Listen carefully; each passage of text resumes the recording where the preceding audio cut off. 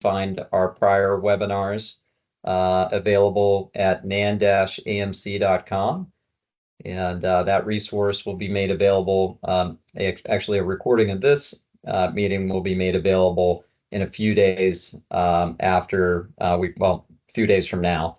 It'll be posted to our website under the resources tab on the website. Okay. Well, it looks like we're still admitting a few more into the lobby here.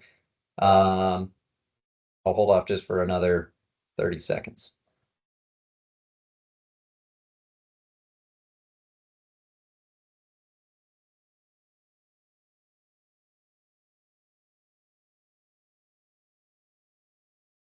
Okay.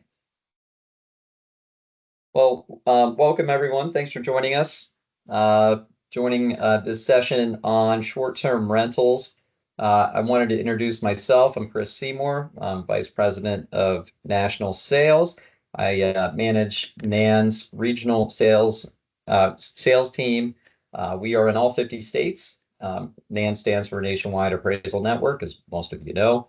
I also help manage our client relationships and bring in new business to NAN as we continue to grow. I will be helping to moderate this session today. Today's session is Unlocking New Revenue, Mastering NAN's Short-Term Rental Analysis Forum. And our host today is NAN's Chief Appraiser, Bill Waltenbaugh. Bill is a certified residential appraiser. He has 34 years of combined experience. 20 of those years he was out in the field appraising, so a lot of field experience. And right now, Bill's focus and his passion lies in modernizing the valuation process. And this includes transformational and innovative solutions like you're going to be seeing today with NAN's short-term rental analysis forum.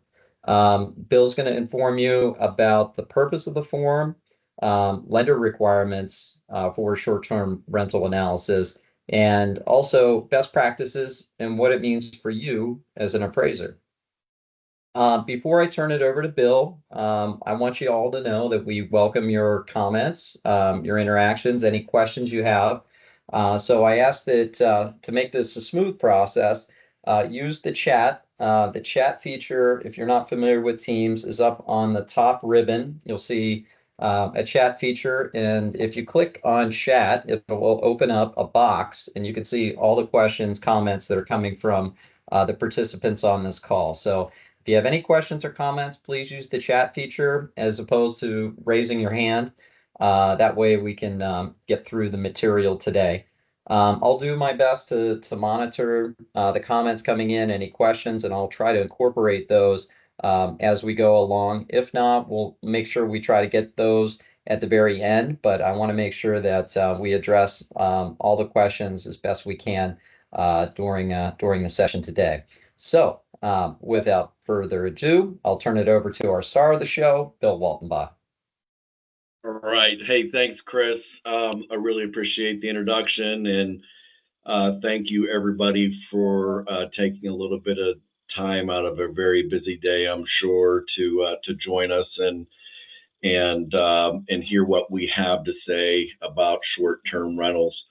It certainly has been a pretty popular topic of late, and you know, there's certainly a demand for this product, but there's also some concerns, right? And a lot of those have been addressed from different participants and players.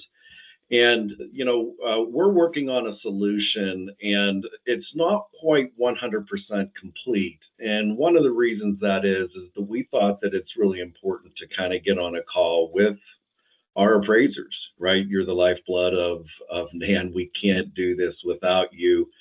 And honestly, coming up with a solution that really doesn't fit, doesn't work at the end of the day. And so please use the chat feature. I'm going to ask you a few questions. Matter of fact, I'm going to start with one right now.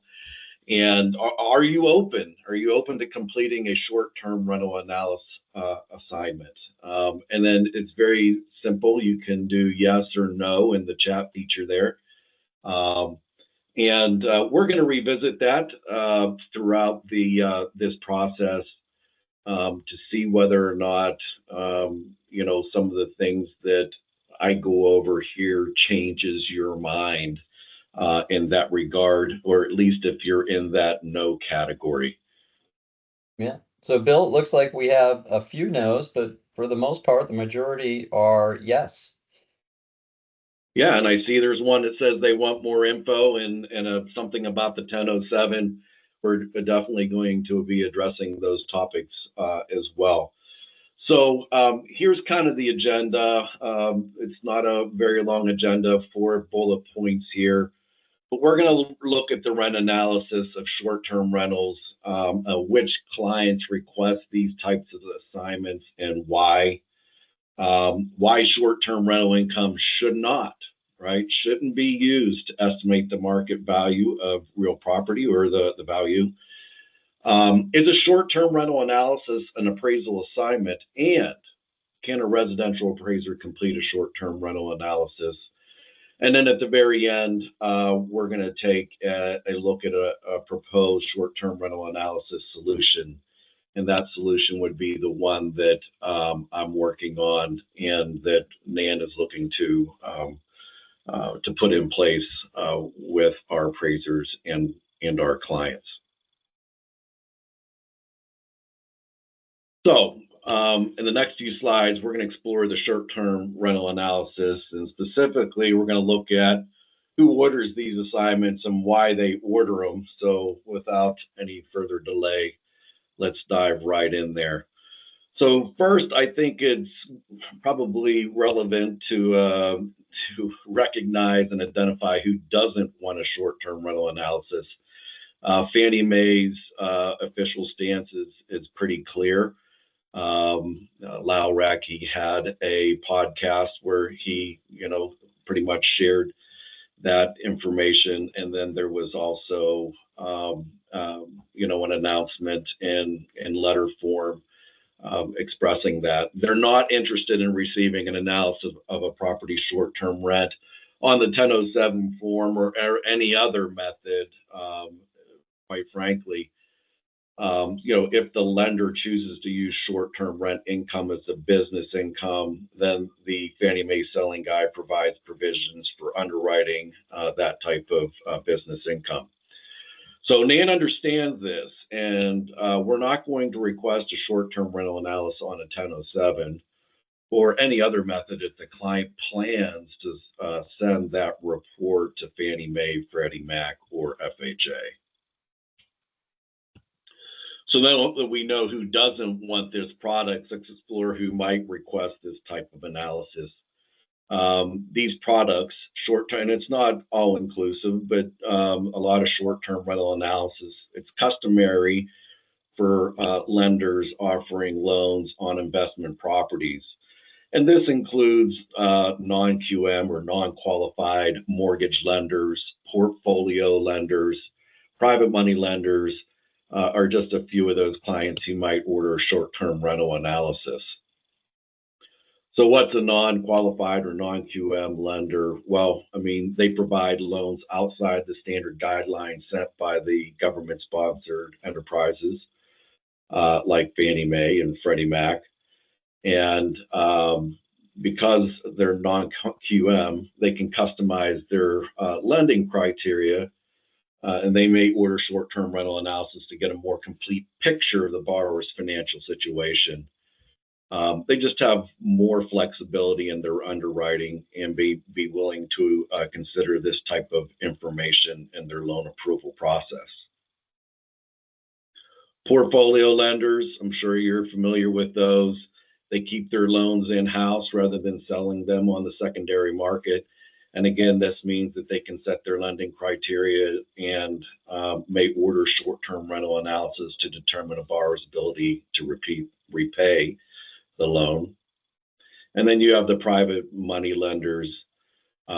They have more flexible underwriting criteria and willing to consider the short-term rental income. They may order short-term rental analysis to assess the risk and determine borrower's ability to repay the loan. So why do they request this? Well, I've already kind of touched on this as we went through that list.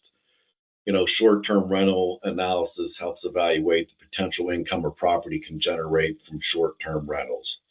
This means that lenders can qualify borrowers by including projected rental income and debt-to-income calculations to assess the ability to cover mortgage payments. And this information is important for the lender's risk management. So portfolio, alternative, and non-qualified mortgage lenders may order these products to help them make lending decisions and assess the overall risk. By understanding the property's intrinsic value and income generating potential, the non-QM and private money lenders can make more informed decisions, offer tailored financing solutions, and effectively manage their risk exposure. Ultimately, the reason the lender wants to order these products, honestly, is unimportant to us, right? It's a product that they want. It's a product that they want to utilize in their lending process. And as appraisers, when a client has a need, we need, in my opinion, to come up with an independent, competent, and compliant solution for them. As long as we're doing everything correctly, how they plan to utilize the information on their side is kind of up to them.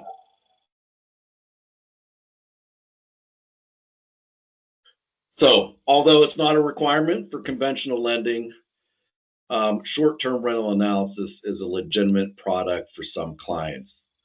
Now, I think we can all agree that 1007 is a terrible solution for reporting short-term rent. It lacks the proper structure and standardization to communicate results consistently and clearly. Quite honestly, it's kind of the Wild West. Everybody kind of has their own idea in their head on how they can utilize this form and structure it so that they can provide the information. But as someone who gets to see a lot of these products come in, there's no consistency at all, right? And it's very confusing. And so, using that form that doesn't provide any structure or standardization is a disaster waiting to happen. In addition, it calls for the indicated monthly market rent. That means you should be analyzing competing properties that are leased monthly. It would be incorrect for you to use short-term rental comparables and then multiply the nightly rate by 30 to estimate a monthly rent, or something along those lines. Such an approach would fail to account for seasonal variations and vacancy rates. So again, as appraisers, we must identify a standardized and industry-recognized process for completing these assignments, or clients are going to find an alternative solution. In other words, if we can't get it done for them, they're going to find somebody else or another way to get that information. I personally believe we've got a lot of brain power here right in this meeting today. And if we all work together, I'm confident we can find a way to capitalize on this legitimate source of revenue. And I personally do think that everybody on this call, who is an appraiser, possesses the knowledge and the skill set and the competency to be able to do these assignments. And I'm going to get into that a little more here as we move along. Now, I do think it's important for us to take a moment, just a quick pause. We're not going to spend a lot of time on this topic, but we need to understand why short-term rental income should not be used to estimate the market value of the real property, right? Or the real estate, right? Which is essentially the real property. So estimating the value of a property involves considering various factors, and one common method, one common approach is the income approach, which assesses the property's value based on the income it generates. However, using short-term rental income to estimate the real property value presents challenges when it comes to short-term rentals. Primarily, short-term rentals often operate like small businesses, incorporating hospitality services and including personal property like furnishings. So mixing these elements with the real estate valuation can inflate the property's value. This is why you should never use the comparable rent schedule section of a 1025, aka the 2 to 4 family form, to estimate short-term rent.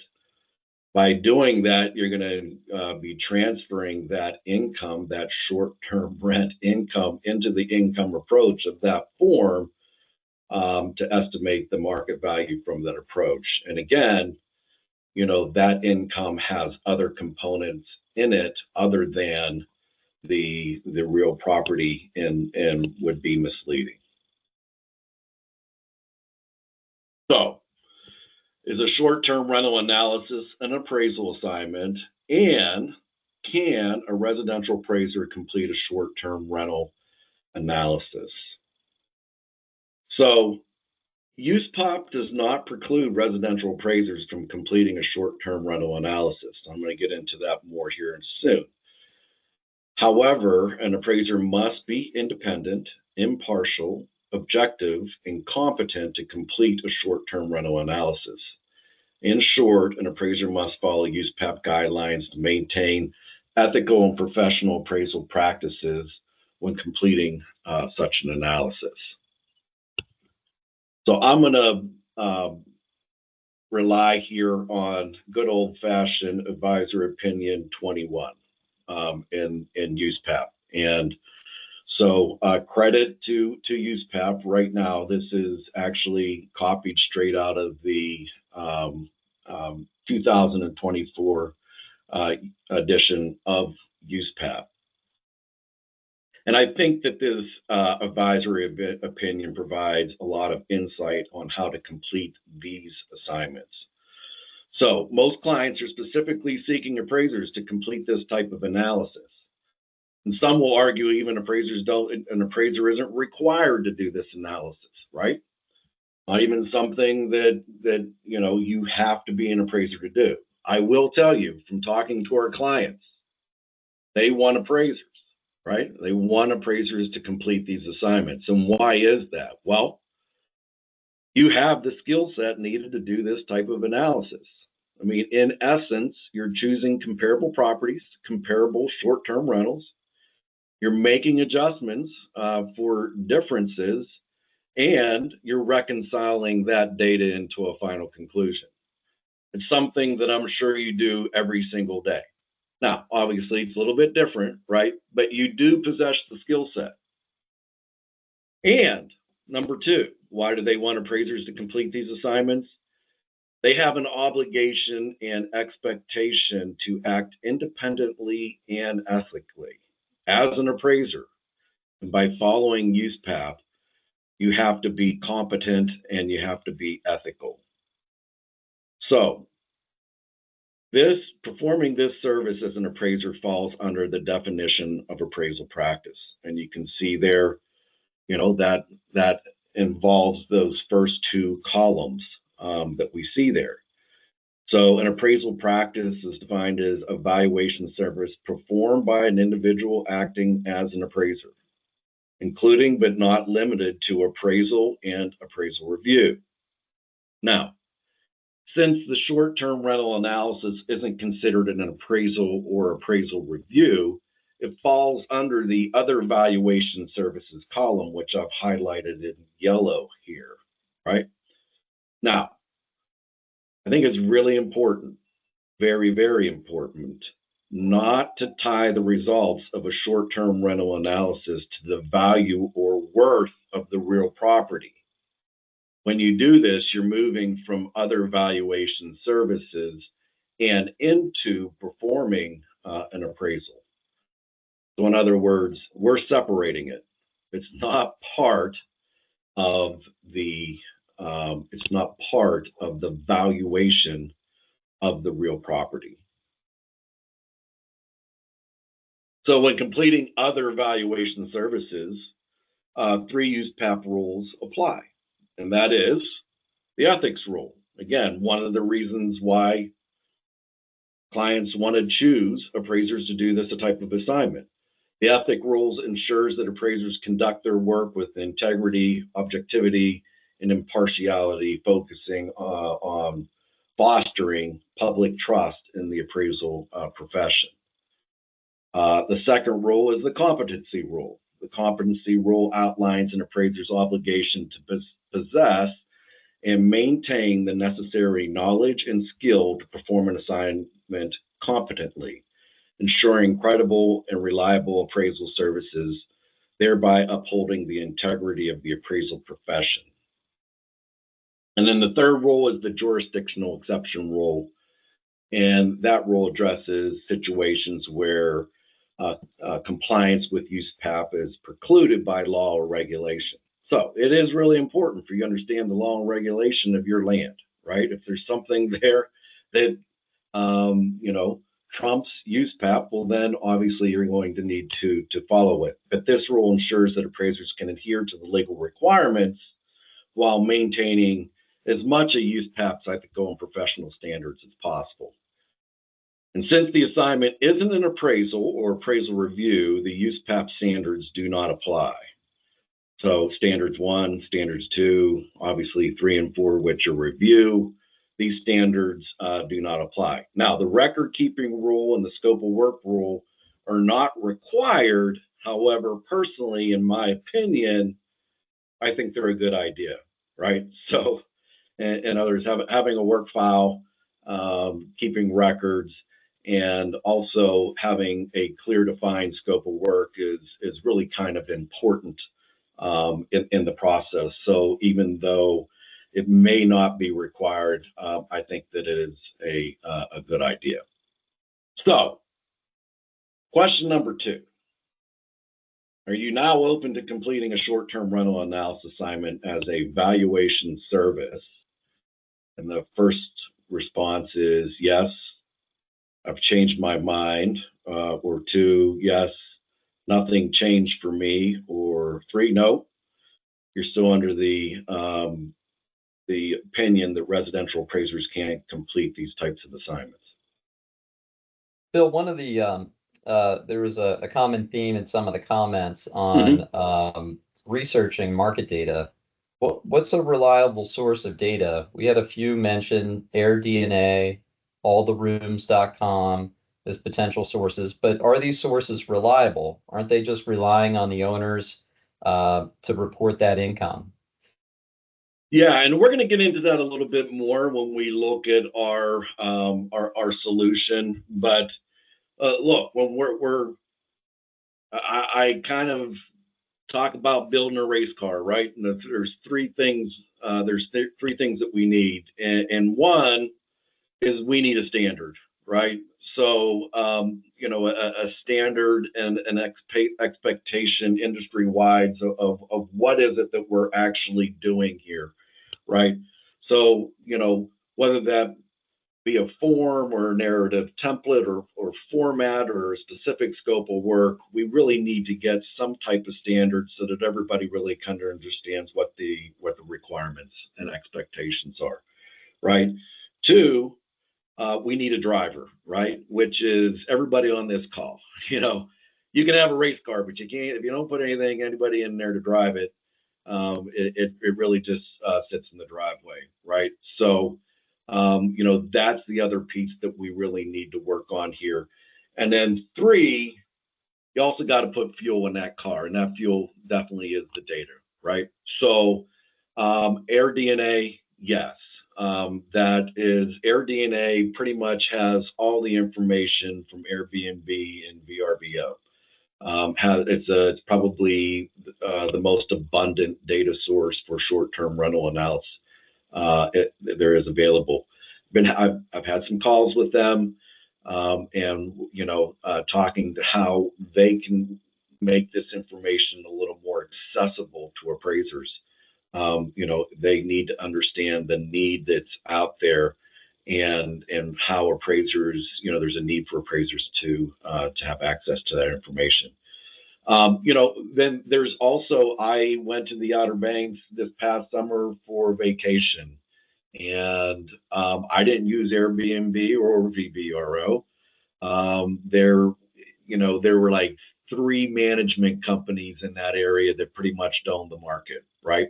Now, they probably had their stuff also listed in Airbnb or VRBO. I don't know. I went to them directly. But I mean, if you're an appraiser in that area, you know who those management companies are. And, if you can, kind of back in the old days, remember when we used to have to, I worked in a spot, it was in Indiana. The only way you got data there, because it was a non-disclosure state, is you had to go and sit down in the real estate office, right? There was maybe 2 or 3 of them. They weren't part of the MLS, and you pretty much had to know those guys. So I'm not suggesting that you need to go that far, but having a relationship with those, with the people that kind of run those markets is going to be really beneficial. All right. Ultimately, again, we're hiring local, knowledgeable appraisers because we don't know your market better than you do, right? I mean, you know all of this information, you know where to get it, and that's a really important piece. So let me see where we're at time. Okay, we're not doing bad here. So proposed short-term rental solution. So here's a proposed letter of engagement and scope of work. This is something that I've kind of incorporated into, if we pull a product together, this is some of my thoughts on, what would be included, kind of like the terms and limiting conditions, scope of work, and certification, that you will ultimately put your signature at the bottom of. In essence, this section, we're making it very clear that this is a valuation service, but is not considered an appraisal assignment. The purpose is to estimate the short-term rental income of the subject. It's completed in compliance with the ethics and competency rule. And because it's not an appraisal or appraisal review, the USPAP standards don't apply. And the intended use is to provide the client with an estimation of the subject short-term rental income potential. And then we go on to say this assignment is not intended to replace or substitute a formal appraisal. And then I list out here a certification, which, verifies and confirms that the applicable USPAP expectations have been followed in completing the assignment. And that is, I've conducted the assignment per the ethics and competency rule of USPAP. I've impartially, objectively, and independently performed the short-term rental income analysis. I have no bias concerning the property or the properties involved in the assignment. I have no present or prospective interest in the subject property. My compensation for completing the assignment is not contingent upon delivering or reporting a predetermined result or opinion. There are no conditions that might influence my independent judgment in this assignment. I've respected the confidentiality of the client relationship and will not disclose any further information or assignment results to unauthorized parties. I've performed this assignment in compliance with all applicable local, state, and federal laws, regulations, and guidelines. I possess the necessary knowledge and experience to complete the assignment competently, and I have or have not performed other services regarding the subject property within the 3 years preceding the agreement to complete the assignment. Now, if at the same time, right, we ordered an appraisal for market value, and we also have this as an add-on, right? I would put in here that you have performed other services and say that you completed an appraisal on the property. And you may even go on to say the results of this short-term rental analysis were not used, in that valuation.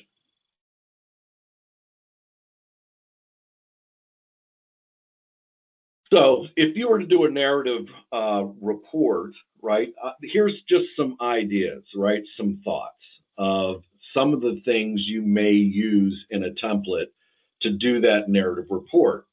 And you can start off by describing the subject property and disclose the information source, right? So if you did the appraisal on it, you can say, I did an inspection on the property and the details of the property is whatever it is, right? Or you can even reference the appraisal regarding those details. Maybe someone provided you,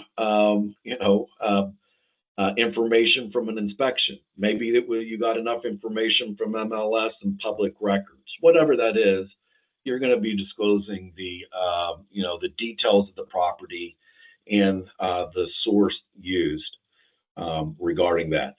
You're going to report the subject's condition and amenities that make it attractive to short-term renters, right? So obviously the condition, that's an important thing, but amenities, maybe it's a pool. Maybe it could be it's 2 blocks from the beach. Maybe it has a game room or a rooftop deck with a view or whatever those things are. What about the property makes it attractive to short-term renters? It could be the distance to Disneyland. I don't know, right? Hey, Bill. Yeah. Bill, in that on the amenities portion, there's been a couple questions about FF&E, furniture, fixtures, and equipment. Yeah. How should they treat that? How should appraisers treat that in this report? Yeah, so we're going to get to looking at the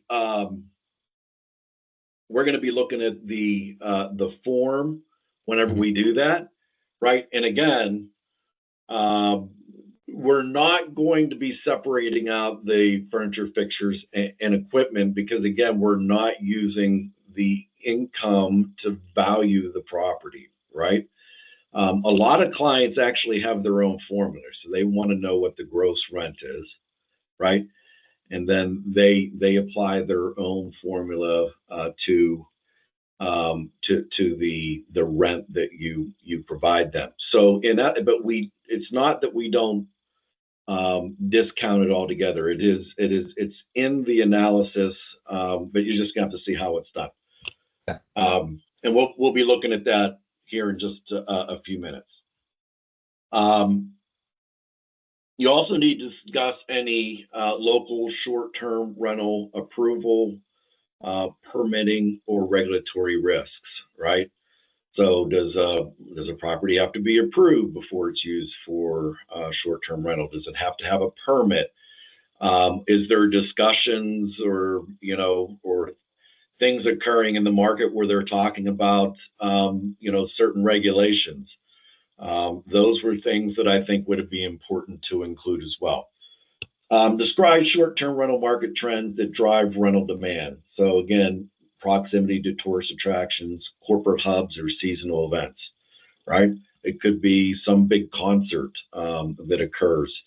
It could be something that may even be short term, right? Like the Olympics or something like that, right? There's all kinds of things that could actually, impact. I remember whenever the solar eclipse was occurring, I'm here in Buffalo, it came straight over top of us.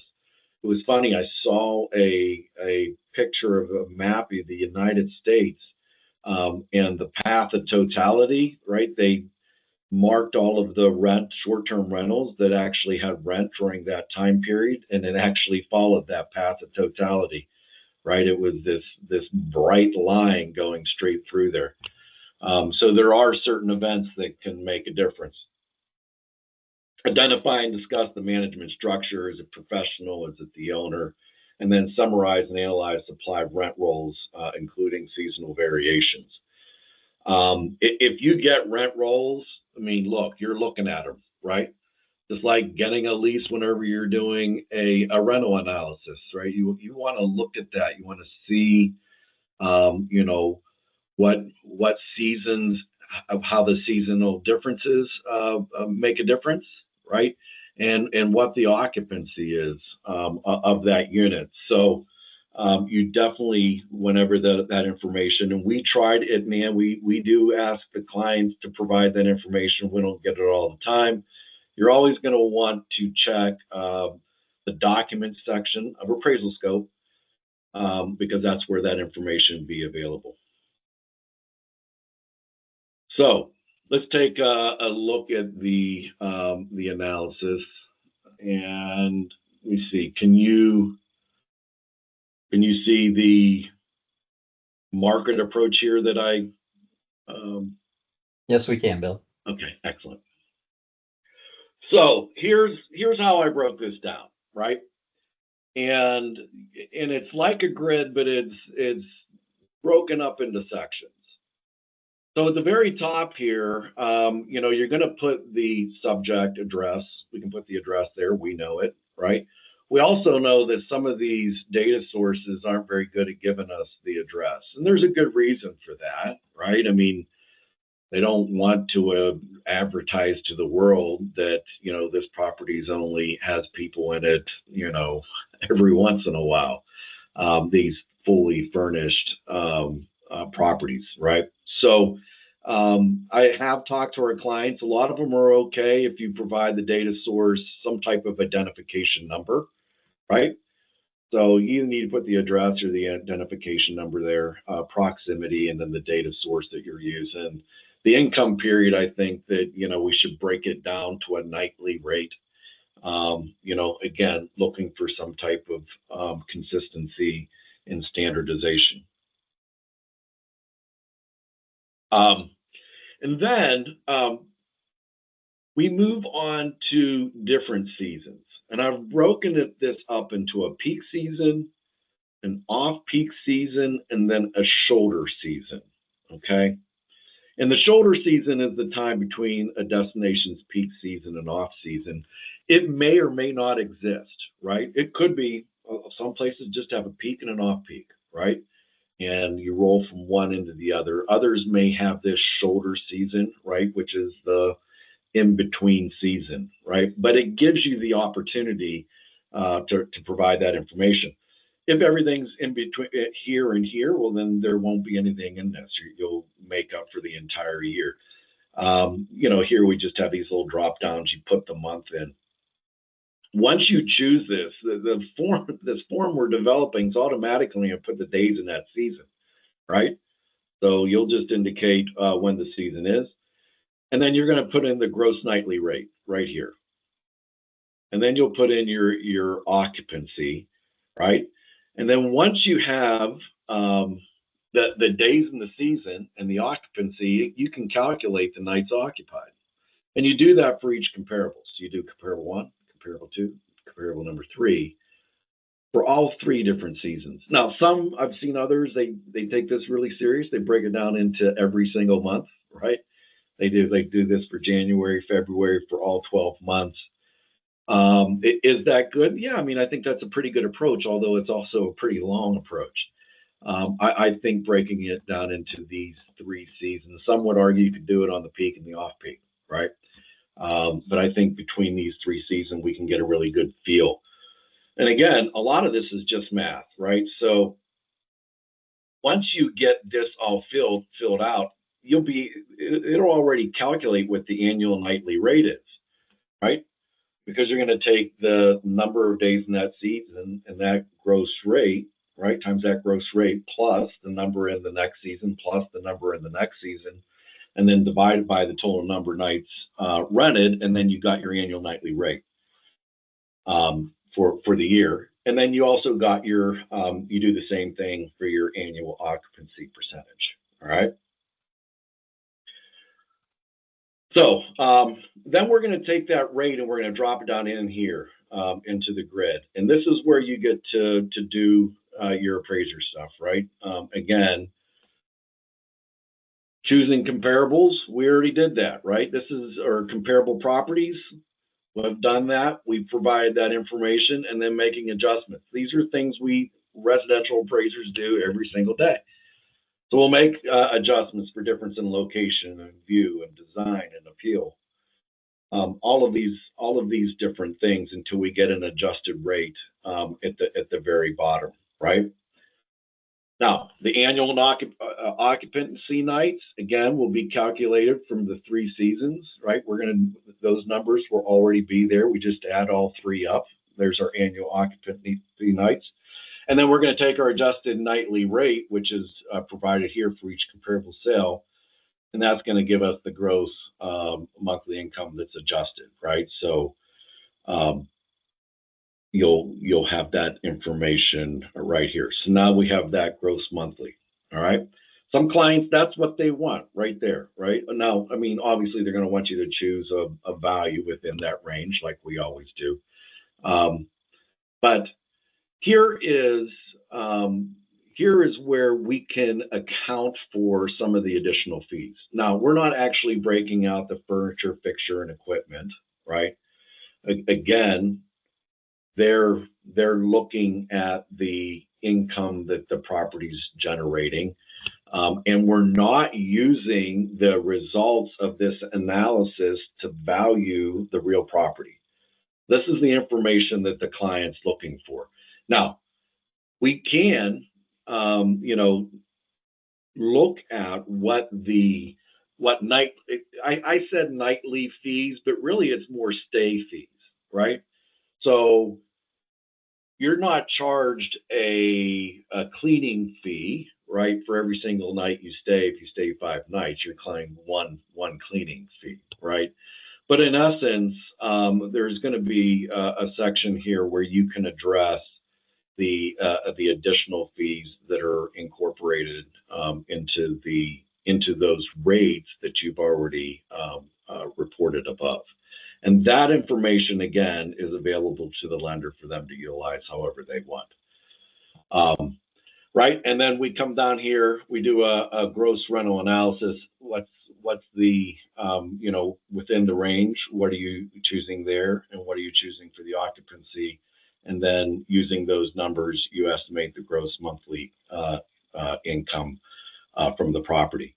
And then this down here is just this is all information that we've already covered, right? And then at the very top here, this is the other information that we covered, right? Some of the questions, that I said should be part of your template if you're doing a narrative report. Okay. So that is kind of the proposal. Sorry. I meant to move this. There we go.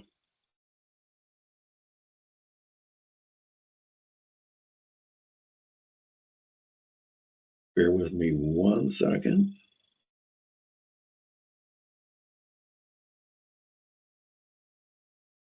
So, let me see. Do you think you have the skill set to complete a short-term rental analysis competently? And this will be the last question we have for everybody. And that would be yes, I do this every day. No, I would need more training. Or no, I would need a higher license level to complete these types of assignments. So, Bill, we're getting a lot of yeses. We're getting some no's, and we need more training. I think there was a request for the actual form. Where can they find the form? Will it be available on our portal? Yeah. So again, you kind of see where it is right now. It's going to be available fairly soon. But honestly, like I said, I want to look, I love incorporating others into the process, right? Getting feedback. I don't know how many. At one time I looked, I know we had over 100 people on this call, right? You're all appraisers. If we added up our years of experience, it might be a little embarrassing. But ultimately, we're looking for your feedback, your thoughts, concerns, and whether or not you think this, in essence, is a better mousetrap. I certainly think it's better than the 1007, right? And I do think appraisers residential appraisers can competently and ethically complete these assignments. I think they have the skill set. Now, the one thing that we didn't touch on as much as I mentioned the three-legged stool, that race car, we need the standard, we need the driver, and we need the fuel. We didn't talk as much about the fuel. And that's because it's kind of hard for me to provide a nationwide universal solution for that piece. I'm working on some things that can be helpful there, but ultimately, I think you all know your markets better than I do or anybody else, and which management companies you could possibly reach out to in your area to get the information needed to do these types of assignments. So, Bill, will the form be equivalent to what are lenders willing to pay for this new short form analysis versus the comparable rent schedule to Fannie Mae 1007? Will it be similar in what fees are being paid to appraisers? yeah, look, if it's an add-on product, much like a 1007 is, right? A 1007 is an add-on product. It doesn't incorporate a lot of the information that's already available within the appraisal report itself, right? And if it is an add-on product, and what you're doing is really kind of that grid section, maybe not a lot of the other questions. And certainly, you don't have to do a whole lot of work, describing the property and the condition, because you can incorporate that by reference to the report. I would say it probably would be very similar to the fee for a 1007. Now, if it's a standalone product and there's going to be more work involved where you have to, review MLS or public records or, another appraisal report or some type of property data inspection or whatever, that's going to be a higher fee, right? Because there's more work involved in that type of assignment. There's also some questions regarding how short-term rentals are categorized in a certain state or jurisdiction. If they're categorized or classified as commercial property, how is a residential appraiser to go about completing this form and completing this assignment? I would go back to saying I'm not valuing the property, right? You're not providing a value, the short-term rental. It is a business, right? And a lot of people say, well, the only way you can value it is the going concern, and I would agree that is, but ultimately they're not out. They want to know the market value of the real property, and the way that we do the market value of real property for any assignment, right? We're not valuing the business, right? We're not including the furniture, fixture, and equipment, and the management and the goodwill and all of those things, right? All we're doing is giving the value of the real property component of that business, which is why I said, very important, don't cross over and say, oh, well, hey, this thing gets $10,000 a month, and because of that, it should be worth whatever. now you're going into valuation, and when you go into valuation, that's a different assignment. Now you're doing standards, 1 and 2, and getting incorporating and or other possible standards, right? So ultimately, what they're asking for is what type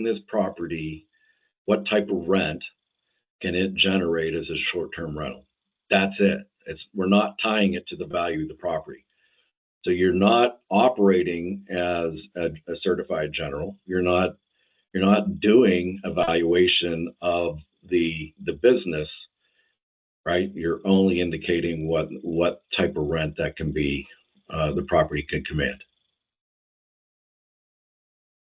There have been a couple comments regarding what the real estate appraisal boards think of short-term rental analysis. Has there been any advisory announcements from any of the boards that you know of, Bill? I've spoken to some of the board members, and most of the ones that when I speak to them, they're talking about appraising the property as a short-term rental, right? And maybe that's the highest and best use. I don't know. You're not providing the value of the short-term rental, okay? What you're doing is in this assignment is you're estimating what rent it can generate, gross rent, and that's what the client is looking for. All right. So, and I saw someone talking about cap rates. Again, we're not incorporating cap rates, right? We're not valuing the property as a short-term rental. If you're doing the appraisal on it, you're doing the market value, right? You're doing on a 1004 or 1025 or 1073, whatever type of form you're doing. That's market value, right? So you're not valuing it as a business. You're valuing it as a residential structure. Another question was, why don't the owners just submit their prior tax return that shows the income is annualized, as opposed to trying to go and do the seasonality of the rents? Wouldn't that be a better way to standardize this? I'm convinced. Yeah, I mean, why not? Except that our clients keep asking us for this product, right? I mean, ultimately, they're the ones that decide what's acceptable for them to make their decisions. For whatever reason, they're wanting some type of market data and analysis to collaborate probably what's already being provided to them, either through a rent roll or tax returns or whatever other source that is. It could also be that they're purchasing the property, they don't have that information, right? Or that And that's, yeah, that right there is the reason.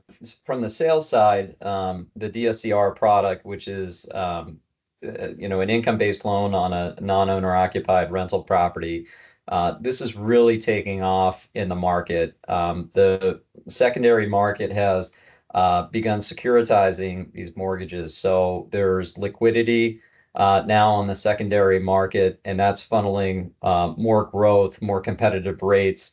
And we're going to continue to see investor private money loans, DSCR non-QM loans proliferate as a bigger share of the market right now. So there is demand. We're seeing it from lenders. And to Bill's point, these are the short-term rental analysis is in demand. So this is what they're looking for. There's a lot of work out there. And we're seeing more and more clients bring this loan program into their mix. And it's been very popular, especially in this high rate environment.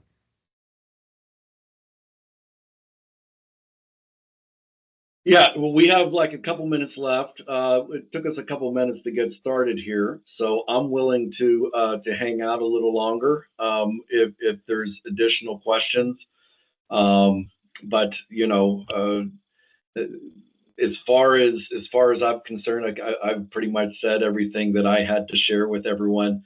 But again, getting some of the feedback from from this group is very valuable to me. So I'm willing to stay around for a little longer if people have additional questions. Yeah, it looks like there are some more questions, Bill, and a lot of it is related to the data, trying to find reliable data. There's been a lot of comments, suggestions, even responses to other people's questions in the chat on where to obtain the data. So I think that that's definitely a struggle point for the industry. Yeah, I mean, I saw here Scott just shared, he's the feedback that he gets, is essentially that, the management companies say that that information is private and they're not willing to share that. It may take a little bit of a sales job, right? Hey, look, I'm an appraiser. It goes into my report, which I'm bound by confidentiality. I'm not going to be sharing this information with anybody else. It goes to the client, to which then it goes in their little file and in a digital file cabinet for who knows how long. So there are definitely challenges on the data side, right? And again, I'm working to hopefully come up with a solution there that would be cost prohibitive for an appraiser. Look, I mean, it's not like we can pay huge exorbitant fees for data if we're getting just a handful of assignments every quarter, right? But there certainly is a need, and and it's a specialized need, and so I'm working on that piece. Hope to have a better solution maybe in future in future webinars or communications, with everybody. Yeah, and I think Bill, there was some questions about how do they change, how does an appraiser change their profile with NAN on the portal to make sure that they're available to accept these type of assignments? Will that instruction come from NAN at some point in the near future? Yeah, now you're getting into questions that I don't have answers to. I don't know, honestly, if there is, a special switch or button that needs flipped or pushed to identify you as someone, interested or willing to do these types of assignments. I will tell you this. Um, you know, we usually are kind of hands-on in this experience, in this process. We want to have a conversation with you. We want to make sure that you're that you understand the assignment, what we're looking for, that you do essentially have the competency to complete it, and the sources, the data sources, and all of those things, right? So it's usually more of a hands-on experience with people here at NAN than you normally would. If you're getting an assignment, we're in a transition period, right? Our clients are wanting these; they're asking for 1007s, right? I've got most of them already agreeing to, like, look, if an appraiser doesn't want to do it on a 1007, right, because it's not really a great form to report this type of information, will you accept a narrative approach? And a good portion of them have agreed, to do that. So, but we will let you know if we have a client that goes, look, no, I'll only accept it on the 1007. Well, then you take that template and you kind of what we learned here today and incorporate that into the 1007.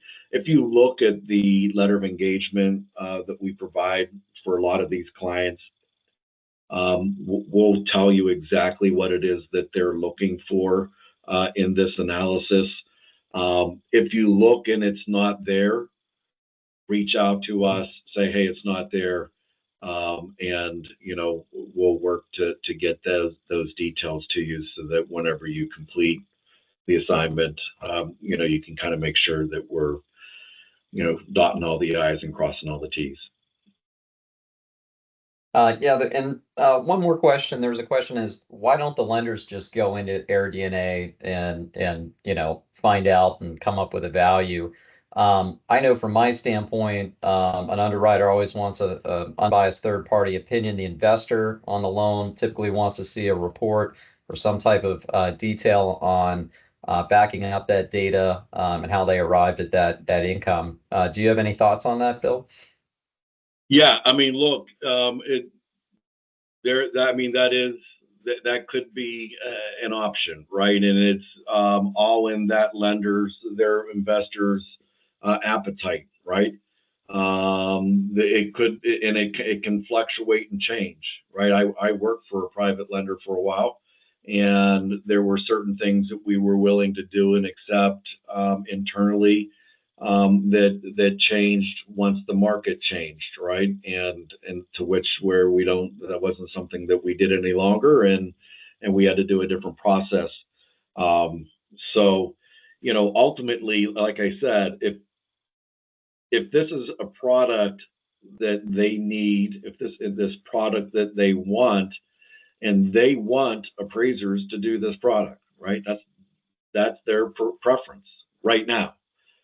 If it gets to the point where they just can't get them, right, then they're going to have to come up with another alternative, which could be something just like that, right? It may not be ideal for them, but that's what they're going to, that's what they'll end up doing. And so, which is why I think it's really important for us to come together as an industry and find a solution for this so that we can, keep and capitalize on this source of revenue. Yeah. And I'm not aware that Alamode or ACI or Bradford are putting together any type of form like this at this time. I do know, and look, they may all have one. I do know that Bradford does have some forms. So if you use Click Forms, there is I think they have two different options in there. So whether ACI and Alamode and any of the other, companies have a specific form, I'm not sure, but it would definitely be worth checking out, right? Check your software, see if there's something like that available. All right. Well, I think we've probably gone over the hour at this point, but appreciate everyone's participation. A lot of great comments and questions, concerns that were shared in the chat. So we thank everyone for joining us on the call. And as the short-term rental market and the analysis for these rentals evolves, we'll continue to provide valuable information and feedback. This webinar will be posted on the NAN website in the resources section under Appraiser Webinars. So look for that in the coming weeks if you want to share it with anyone who might have missed it. It will be there for you to view. Bill, any final thoughts? Yeah, just real quick, you will be receiving a post webinar survey. And there's a few questions. I promise it's only like 3 to 4, at most 5 questions. It won't take more than 3 minutes to complete. But there's also a section there where you can provide a lot of, it's a great space to provide additional feedback and thoughts on this entire process. So if you have certain thoughts or things that you think will, improve, or concerns that you have, share them there, and it'd be a great place for us to, be able to get that information. That was it. All right. Thank you very much, Bill. Thank you, everybody. Everyone. You have a great day.